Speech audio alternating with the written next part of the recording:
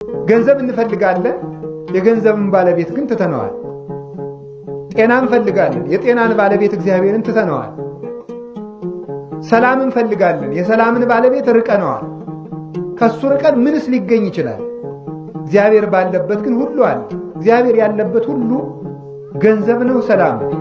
እግዚአብሔር የሌለበት ደግሞ ምቾት እንኳን ቢሆን ስቃይ ነው። ነፃነት ቢሆን እንኳን እስራት ነው። ክብር ቢሆን እንኳን ውርደት ነው። ባለጸግነት እንኳን ቢሆን ድህነት ነው። ጤና ቢሆን እንኳን ደዌ ነው።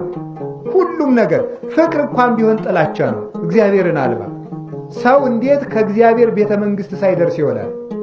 ቤተ ክርስቲያን የእግዚአብሔር ቤተ መንግሥት ናት። የሚፈርድልንን ዳኛ ትተን በወንጀለኞች መካከል መዋልስ ምን ይሉታል? ፍትሕ የሚሰጠው ከእግዚአብሔር ቤት ነው። ቤተ ክርስቲያን የእግዚአብሔር ቤት ናት። ፍትሕ የምናገኝባትን የእግዚአብሔርን ቤት ስለምንርቃት ፍትሕ እያጣን እንውላለን። ፍትሕ እያጣን እናድራለን። ያለ ፍትሕም እየሞትን እንገደላለን። እንኳንስ ቁመናችን አስከሬናችን እንኳን እንደምናምንቴ በክብር እንዳይቀበር እየሆን ነው። ለምን? እግዚአብሔርን ትተነዋል። የዕቃ ያህል እንኳን እግዚአብሔርን የሚፈልገው የለም። እግዚአብሔር እንደጠፋንም አናስብም።